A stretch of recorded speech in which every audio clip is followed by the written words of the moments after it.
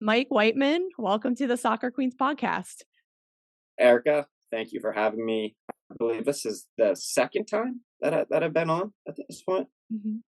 You came on during COVID a few years ago. Right. So long overdue. Glad to be back.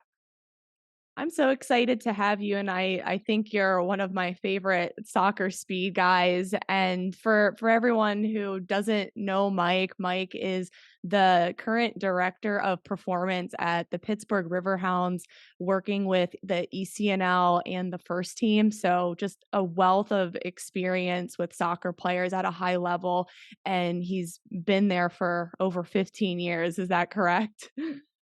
Yes. At this point, yeah, been there for quite a while. So, we're going to talk about speed today, and you're my go to person in addition to Tony Holler and Ken Clark and Joel Smith. And I've just learned so much from all of you. And I know that my listeners, they love speed. I think that's the one quality that coaches Well, want we to like those type of listeners, Erica. yeah.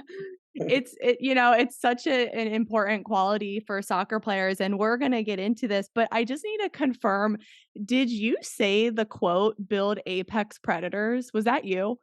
Yes, ma'am. That was I. And first of all, humbled to be listed amongst the names with Tony and Ken Clark. So yes, that was my phrase, and if I recall correctly, Tony appreciated it so much. I think he told me on a couple occasions he's kind of filed that away and taken that for his own. But that's what it's all about. So, can you get into why we want to develop apex predators as opposed to marathon runners for the game of soccer?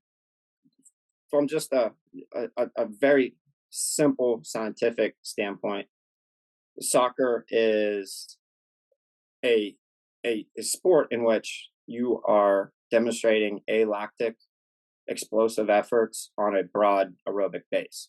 So we need to have training that reflects that. Many of the plays that are pertinent when you're around the ball are less than 5 seconds. So we need to be very good at those 5 second intervals. So building engines that are really big and powerful and fast that can do those processes over and over and over again is important. I think a lot of times people in the soccer world still think of it in terms of the opposite.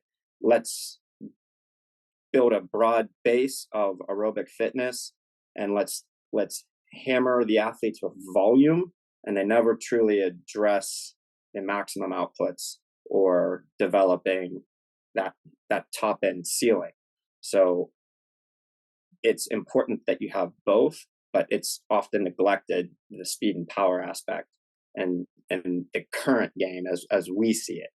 So it's our job to try to educate and get the message out there so that people see the benefits of developing that top end as well too. Do you do any conditioning, or is it just solely strength and speed with your soccer players? In the limited time that I have them, I have a hierarchy of demands. So it depends on their age and their training ability, and speed supported secondarily by power. Tertiary to that would be strength, and then if I have the time, then I will condition.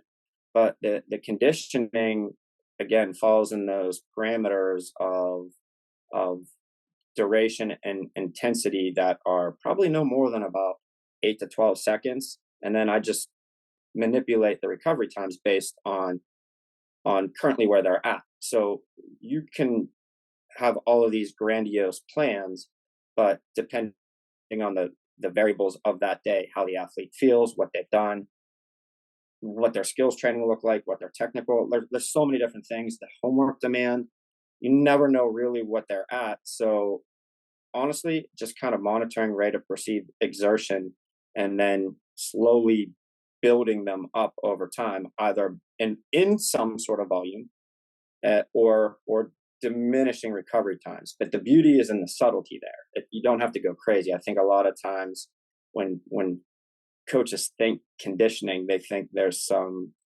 valor or badge of honor to be had by truly making the athletes almost ill. And that's not good adaptation. So good training doesn't occur in a vacuum. So you need to think of your training, whatever you're doing that day, whatever your theme is, as it relates to training moving forward. So it's in a constant continuum. So, Tony Holler has said this one well: never let today ruin tomorrow. And I think sometimes other coaches perhaps lose the plot. Ones that aren't formally trained and like physics and the physiology of sport, the physiology gets out of whack. So they will do too much, and their athletes will pay too much in a conditioning session to be of any value for technical skill development tomorrow, maybe speed tomorrow, power tomorrow, they're shot. So they're on this vicious hamster wheel of not really improving. They're just work. Mhm. Well, it seems like a lot of what you do never exhausts and tires your athlete. It only charges their batteries, and you allow the soccer coaches to cover the conditioning aspect within the small sided games. And it really sounds like the perfect setup. Right. So one of the old cliches in our industry is you want the athletes to leave your session feeling as they would want to begin the next one.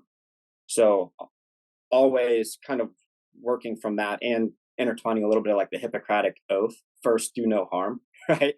We've seen horror stories of the unspeakable happening in training, which is just, we understand what that is, the worst case scenario, and sadly that's happened, and we've seen that more highlighted in football.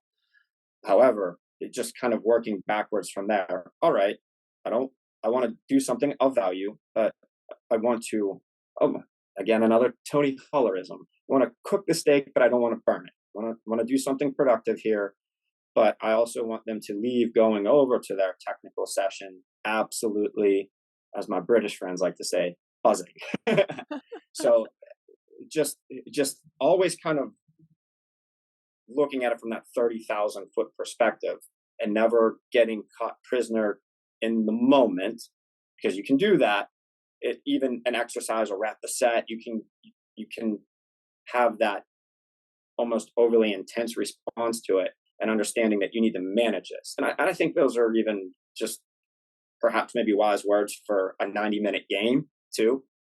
Managing your resources throughout the entirety of the game too. So that's also one of the things as it relates to speed that we know I think it's important that we educate people on, is that as they become more efficient and faster runners, their ability to conserve energy at submaximal speeds improves almost exponentially. So what I've actually now valued, I think you can kind of fall in love with that visceral, hey, they're getting faster, they'll beat their opponent to the ball, they'll make the game changing play. That's fairly obvious. The real value I'm finding after doing this now for 15 years is how fresh they are late, when the game changing plays typically happen.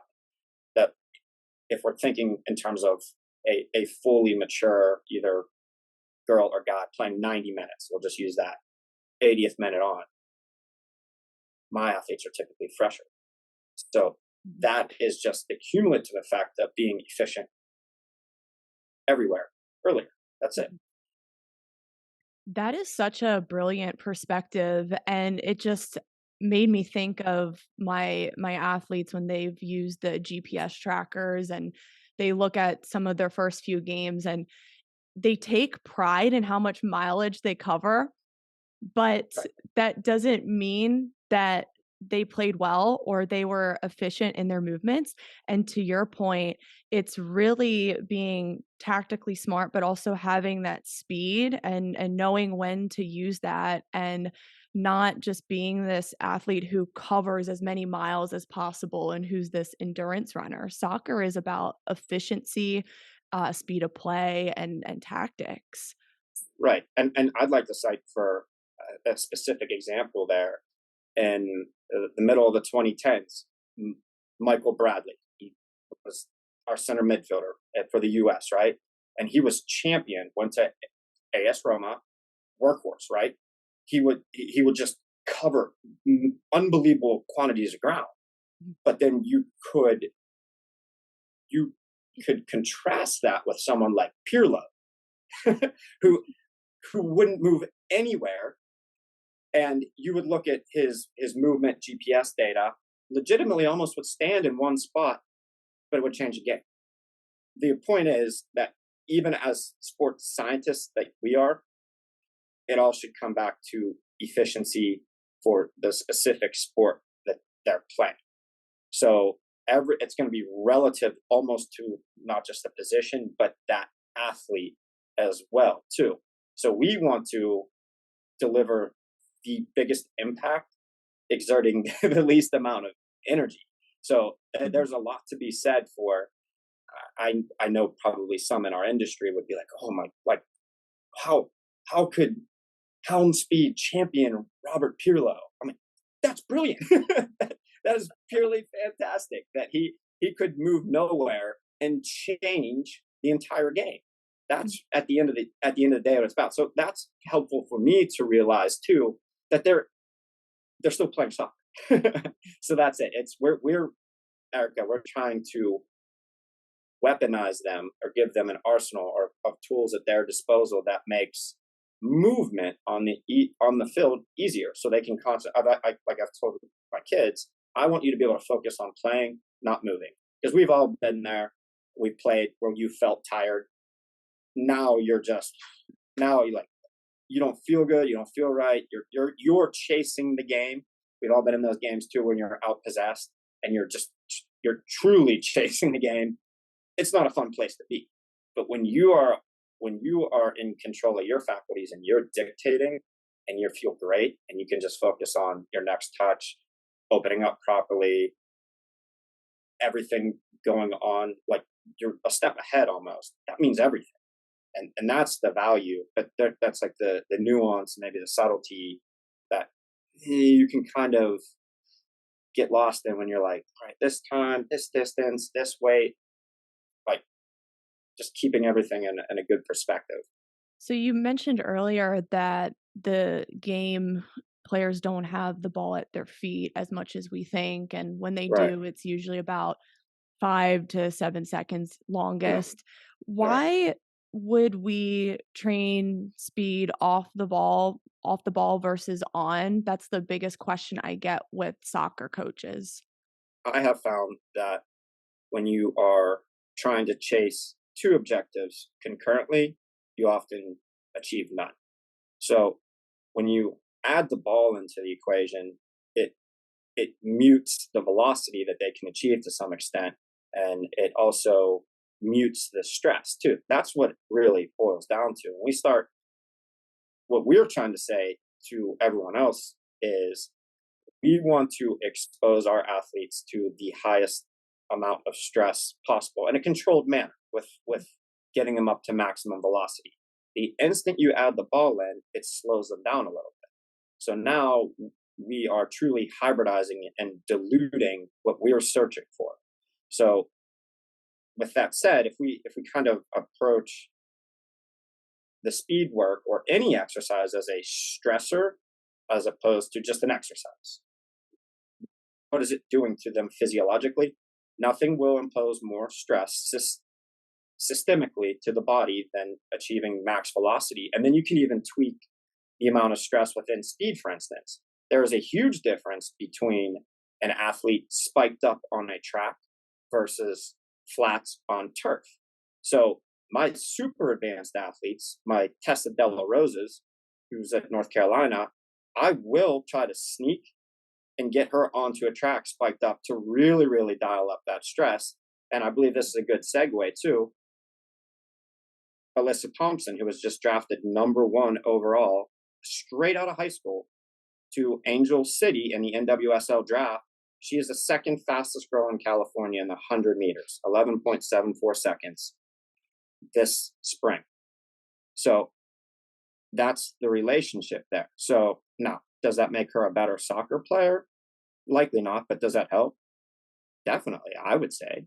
And I also know too, and you know as well, that exposing herself to her soft tissues to that sort of duress, that sort of ground reaction force every step, she's truly preparing her hamstrings, her hip flexors, her adductors at such a level that you would not get if you're doing a static Copenhagen plank or some sort of glute bridge. Or that's where a lot of these other programs that mean well sort of turn almost into almost like a watered down a physical therapy, because they're truly missing the mark just a little bit, and that is the velocity. The velocity is what bridges the gap between traditional strength and speed, and subordinate to the pure flat out speed work and achieving maximum velocity is the plyometric and power development that I was saying, which still has a level of velocity to it. Leaping with 2 legs, hopping with 1 leg, steps, bounds where you're alternating, things like that, kind of just prepare the soft tissues with a little bit of speed element for really that top end speed and that maximum exposure to stress. Mhm. I like that you touched on the injury reduction side of exposing your players to max velocity, and it definitely is the best way to fire the hamstrings, the Yeah. glutes, and the adductors. Have you seen your injuries go down when adding in a sprint program over the years? Has it helped your players a lot? We have such a large. This is a question I've received many times. We know it is helpful. It to compared to other programs with similar size, I will say numbers of athletes. I would say certainly, but I am really hard on myself because some injuries are unavoidable still, and I just know that we have very few non-contact, particularly as it relates to our female listeners out there. We have very few non-contact ACL injuries in comparison to contact. But I even beat myself up over contact. Mhm. Like like what could I have done maybe more to make the athlete more resilient? Things of that nature. But yes, it certainly has. I try to, in a very controlled dose, similar to almost a vaccine, inoculate them in the training sessions, and then just systematically over time, just slowly exposing them to just kind of common sense, more stress. That's it. Only kind of meeting them where they're at. I think it's important to hammer home to everyone listening that some of us are under preparing our female soccer players. And like you said, Mike, we're making a lot of these ACL reduction programs look like just a physical therapy and just balancing on 1 leg and mini band walks, but it is way more than that. It's actually focusing on performance first and raising the speed and the strength. Would you say that that's more of your focus, is that performance side, and then the byproduct is healthy athletes? Absolutely. That the it's a chicken or egg paradigm, right? That you uh, chasing chasing performance, you in turn build health. I think if you always are constantly afraid of of overly doing it and harming and chasing health, you can kind of pump the brakes maybe a little bit too early. I think a good example of that was during COVID era. one of the first leagues back to play was the German Bundesliga, and we saw immediately first week many soft tissue injuries, and then we came to find out after the fact that none of the guys had done any maximal sprinting, and specifically they didn't spike up. They were just they were doing their training sub maximally in running shoes. So they weren't exposed to the proper stress and forces that they would see on the field. So then they were left guessing, in essence, when they were their body was when they were actually out there playing. I prefer to, as stated, overly prepare, so they would likely, in a very controlled setting, never experience this impact, this load on the field. And again, that's really controlled, and I refer to it as dialing it up. They've been so dialed up. Like I would have some of my more advanced girls specifically, because that those are the ones that I think that I get most run to, even on my Hound Speed Twitter account. They're doing depth jumps off of 36-inch boxes, and they're still getting off the ground in under 0.2 of a second. So that doesn't happen overnight. Obviously, we know that.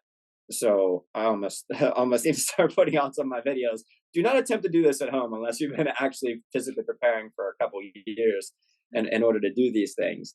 But yeah, it's even like the supporting work. It's a part of the process, and I want overly prepared as opposed to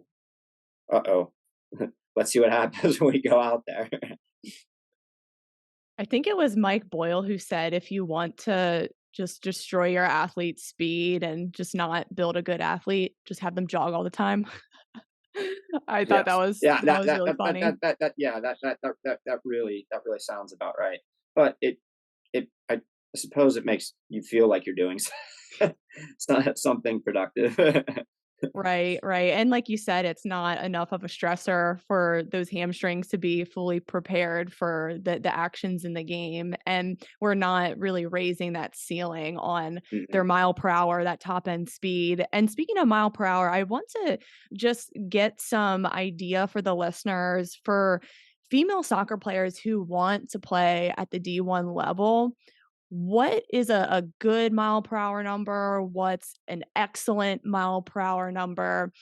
Or even just like the 10-meter fly in seconds. What are some of your best athletes getting who want to play at that level? All right. So this is where I get a little bit geeky, because I do have quite a bit of free lap data. So let's first differentiate between peak velocity and average velocity. So with a free lap, we are going to get average velocity, and that's never going to be quite as high as peak velocity.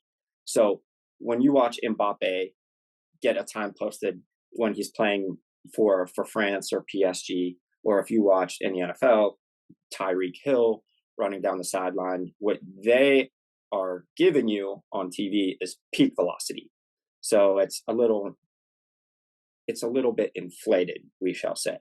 Now, the free lap has done me extraordinarily well, because it is, and I know you have a free lap timing system. It's easy to set up and it's easy to transport, and you can just take it with you wherever you go. So we get average velocity. So average velocity is going to be slightly depressed, and we'll start from I guess the bottom, and we'll work ourselves up. I would say at this point, and I would feel very confident in this, your average Division 1 soccer female player should be consistently hitting at least 17 and a half miles an hour on a 10.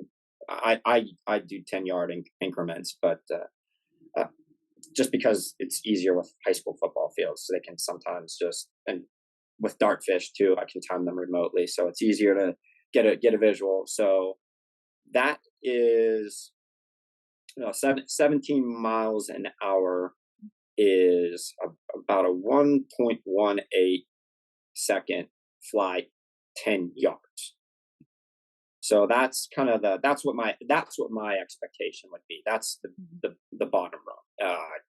Pretty much everyone that eventually graduate, that's a given within our system, within our system. But again, we have such a high standard, as I know you would have for your athletes too, that other places they don't train this. They're not even exposed to anything maybe beyond some light acceleration works.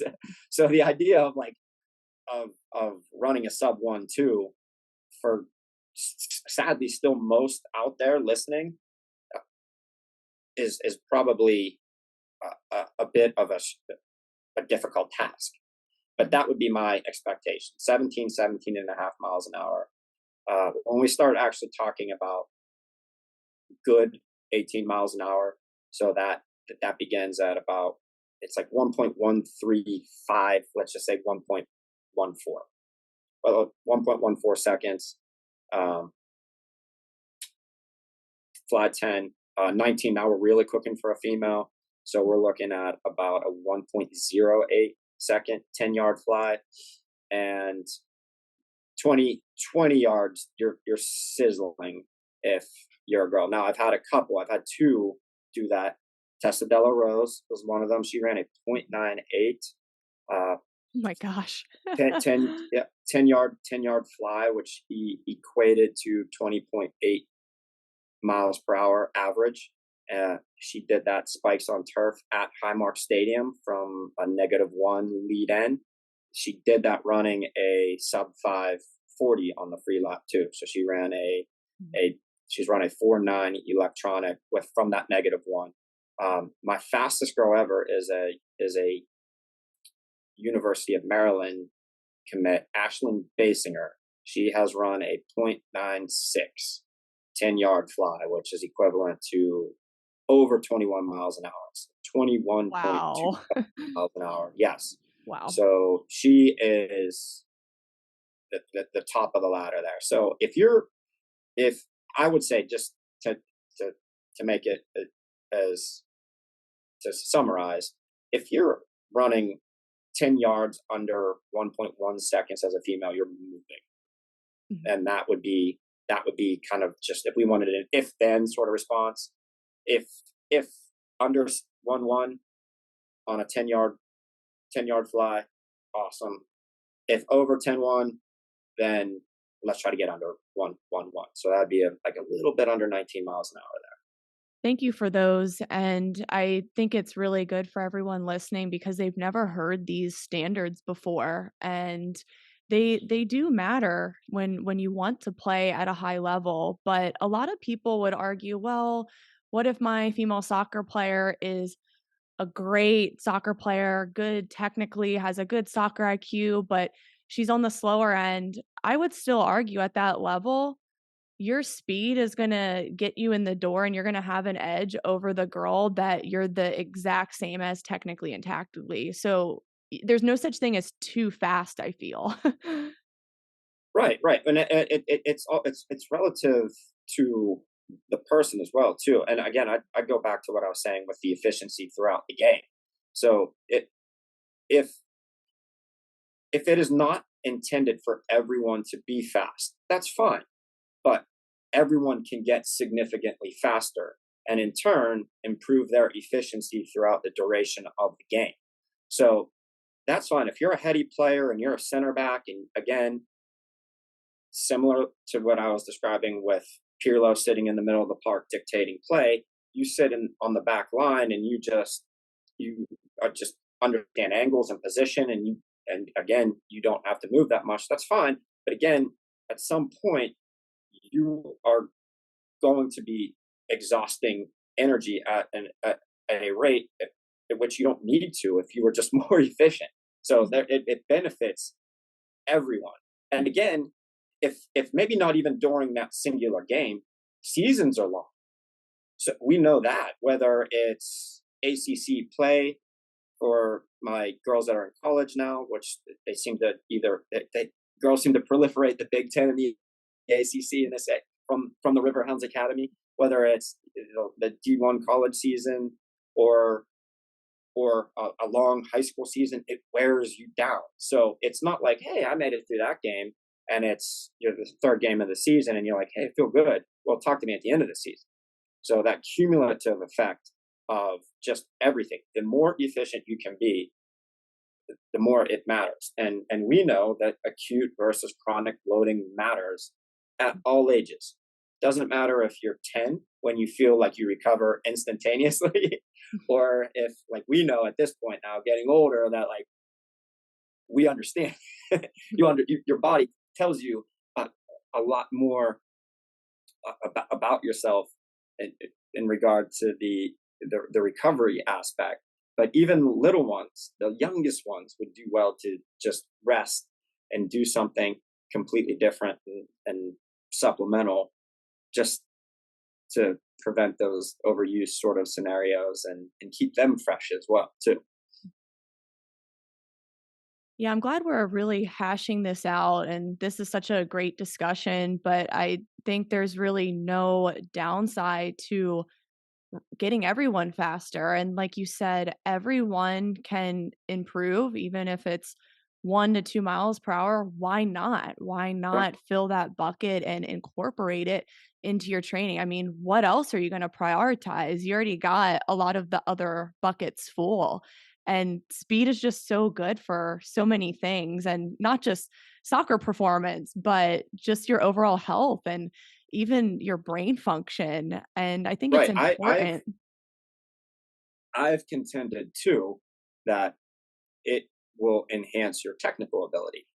Mm, Now, there's nothing to substantiate this at all, but we know that there is nothing more difficult physically than maintaining rhythm coordination at maximum velocity. So that is a total body effort requiring total body spatial awareness and inter and intramuscular coordination. So exposing yourself kinesthetically to that scenario will help you when whatever your next progression is in regard to your technical development too. I have this is one of my biggest things I try to teach with my young academy athletes, both girl and guy alike, from a different angle, from a different lens of not just speed. The big they Everyone now within the system appreciates speed. I think intuitively people just like to go fast, right? It's like innate within us because we run, and that's a God given gift that we all have, right? So the issue that I have with some of the young academy athletes is they have an aversion to upper body strength, both girl and guy alike. They're gifted. They win this futsal tournament. They do that. They do on the side. They have the skills trainer. They have 1,000 juggles before they're 10 years old now. They're doing things that I could do when I was playing collegiately when they were 12, like throwing the ball up on their neck, doing all these crazy things, like Nike skills video, old Ronaldinho and Thierry Henry in the cage type stuff, and they're 10, and it makes my eyes fall out, but they can't do one chin up. And then particularly the young men, they'll look at me like, oh yeah, I'm great, right? And I'll be like, listen guys, I promise you that at some point your lack of upper body motor ability, because you can't really do dips or chin ups, is going to limit your technical capacity, because again, despite you primarily using your lower extremities, it's a total body effort.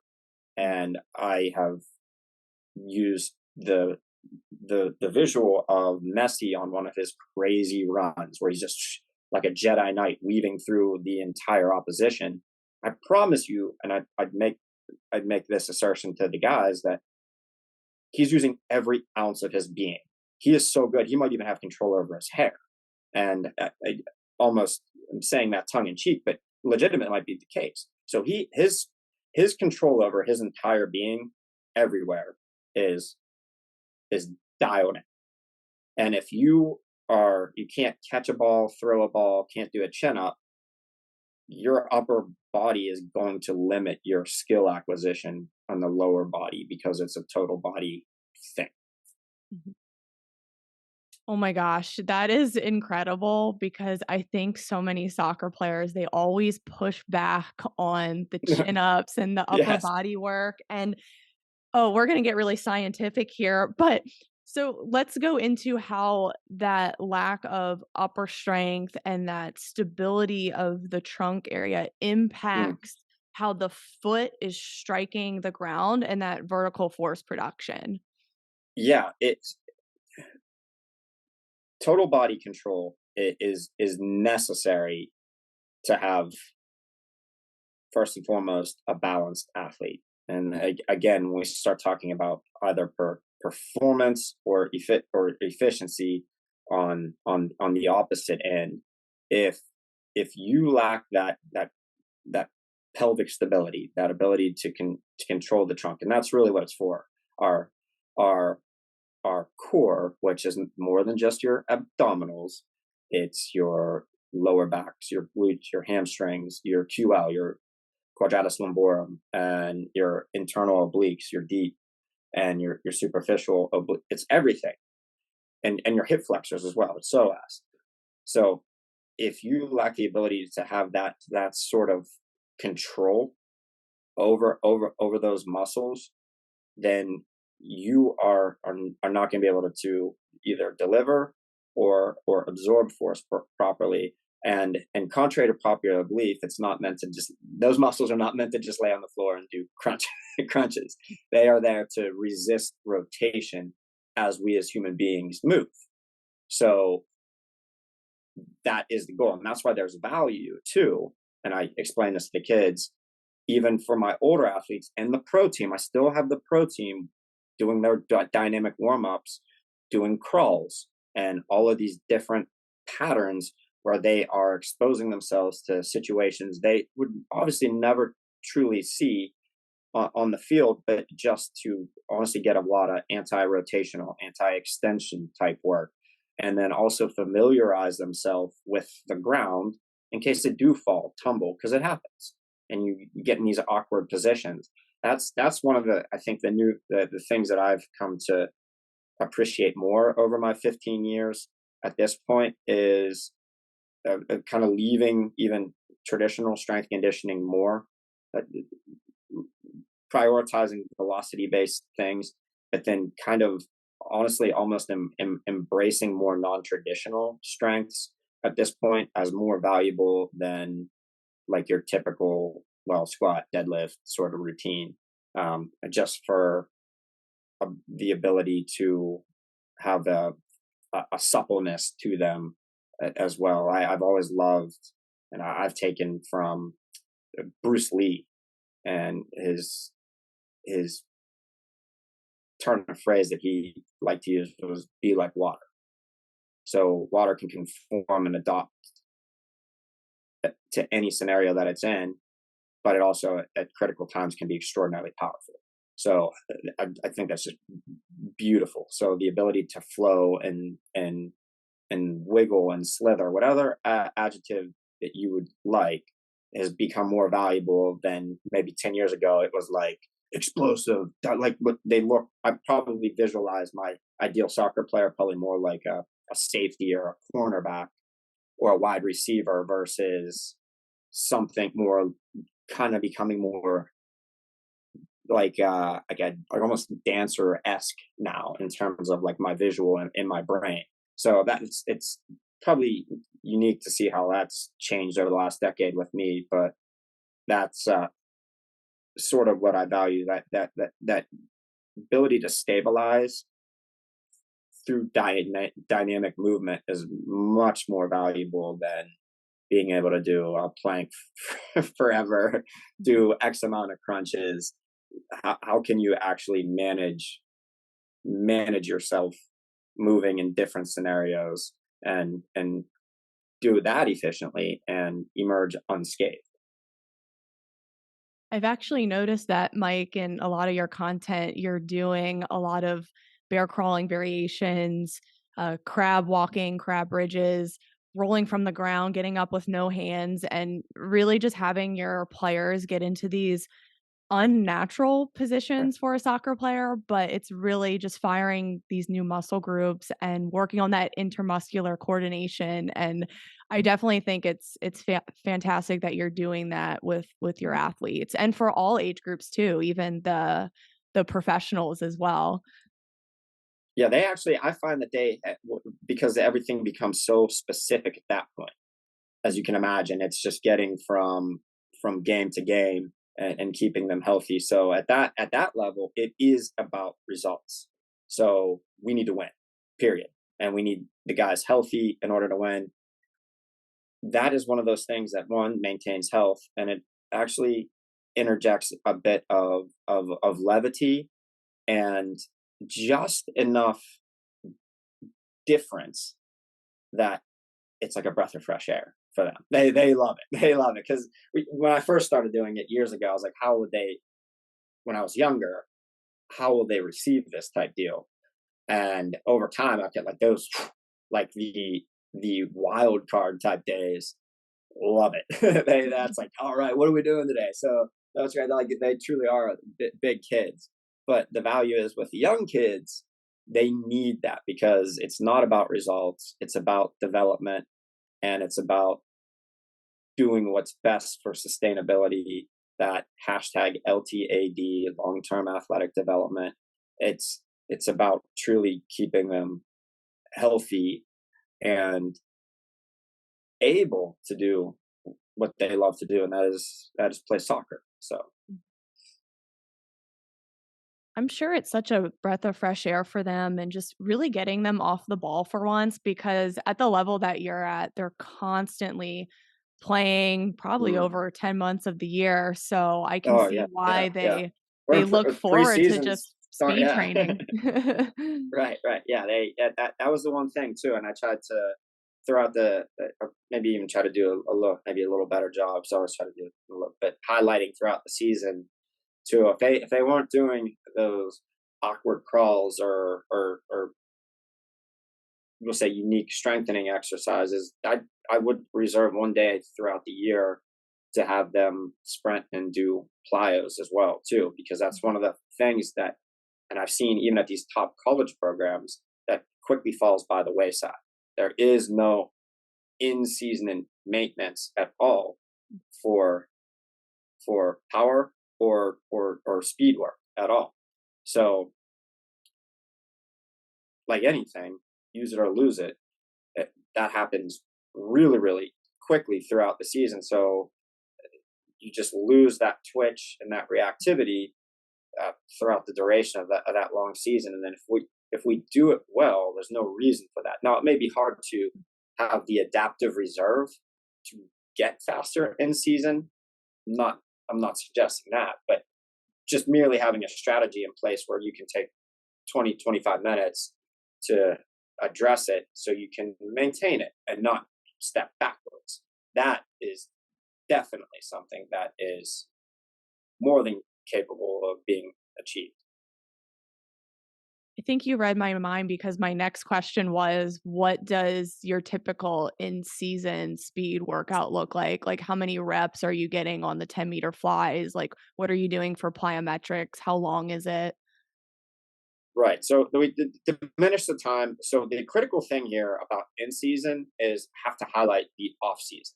You must diligently expose your athletes now in the off season, because if they are not adapted now, you cannot, under any circumstances, try to have them adapt middle of the season. That's only going to make things worse. So they need to be well prepared at this point. 2 to 3 times a week. I have found, honestly, just with the data from the jump mat and the free lap, there's not much value in trying to attempt to do speed work truly 3 times a week. Two times out of season is more than sufficient. That third one's just performative. You don't really get anything out of it. For ample recovery, even for young athletes, they need about 72 hours at least in between power and speed sessions. in season, once a week, as it makes sense. And that's I love the challenge of the pro team because you have walkthroughs, you have video, you have everything can change like that. So it's being able to adapt and then do something truly that is that maximizes impact almost on the instant. So within the season, uh, once a week, and I can after a good dynamic warm up, and I can have them hit a couple flies in about 25-30 minutes because that's really all it is. And then too with a professional soccer athlete, they're not like a track athlete, so they're going to hit top speed at at about 20 yards. So about that 20 to 30 yard increment. So that's doesn't require overly warming up. And then the plyos I usually embed within the actual dynamic warm up process as well. So I can knock those out in about 15 minutes. But just defining plyos, that is sustained rhythmic movement, whether it be continuous 2-footed leaping, bounding, where you're alternating steps, or hopping. The definition of hopping is just one leg. Hopping is such a potent way to develop athleticism because it tells you so much spatial, it gives so much feedback to your brain about what you're doing spatially, right leg, left leg, and it kind of irons out imbalances too. And as you get better and better and better at moving, it enhances your ability to run better, which is what we're trying to do, is strengthen that. So you can knock those out fairly quick. But one good session of about 20 to 25 minutes, and you do your athletes disservice if you don't touch on that, because they will get slow and flat, non-dynamic very quickly, and we know that from the residuals that that are out there. If you're not touching on speed or power work once every 7 to 10 days, you're losing that motor capacity. Uh, uh, Whereas aerobic or maximum strength work, you really only need to touch on once a month. So you need that again in terms of a hierarchy of what's truly important. You need to understand speed and then kind of work backwards in terms of needs. I feel we can talk about this for 6 more hours and, again, turn it into a Joe Rogan podcast, but we have about, like, 5 to 10 minutes left, and we've already touched on the importance of athletes doing their strength training, doing their jumps, hops, power work, and then sprinting fast and timing their 10-meter flies and really raising the ceiling on that mile per hour. But one thing that I notice in your work a lot is just your attention to detail with sprint mechanics and getting your athletes in the proper positions. And I know you've said in the past you're a stickler for proper positioning. And I really believe you can just coach speed and just teach a youth athlete to get into those positions with that repetition throughout the year. So, what are some positions you are making sure you're getting your athletes into to improve their running form?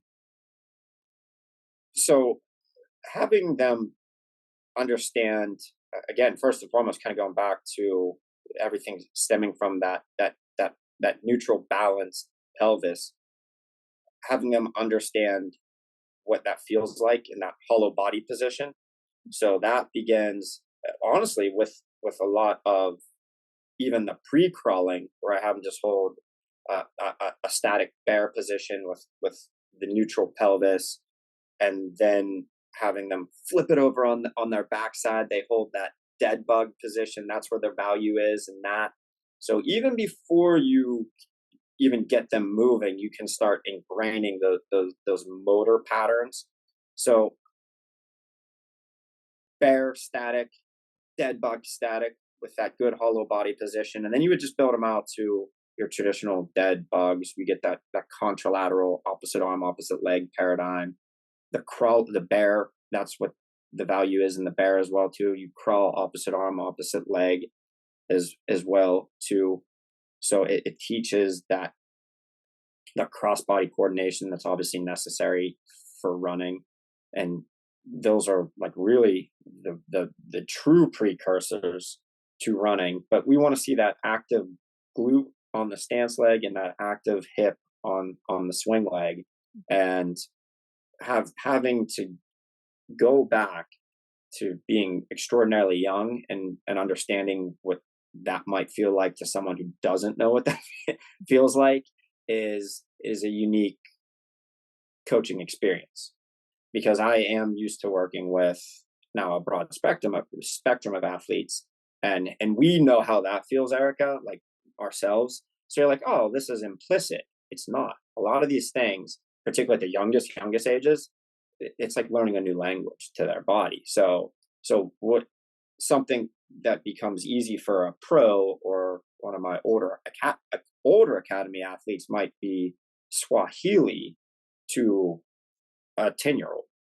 So it's also being able to like empathize with what that younger athlete probably doesn't even know, like what that truly feels like. And the one thing that I will say that I've been privy to as a result of working with almost grassroots age kids, that we don't do any traditional train. It's just organized fun when they're like 5, but just having them do different things and sharks and minnows and on the river, or excuse me, in the river on the bank type deal, and all these different drills where they're just kind of running around having a good time, is they have almost what seems like an eternity by the time they get to 18, when it starts to matter and you start talking about schools or what they're going to do. It's so much longer than even we think, and we're kind of near that world. But I'm constantly learning that truly consistent exposure to just very good work, regardless of it, speed, power, strength, or even a little bit of light conditioning, the quality of it, and just small incremental doses, but staying consistent with all those things over time just matters. And that'll make them a very impressive athlete by the end of the day.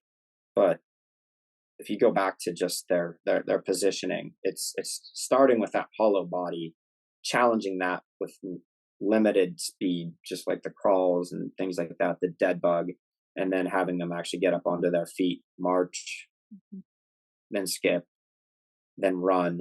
And again, that's where there's value in the plyos, because it just slightly manipulates and messes up those coordination patterns a little bit.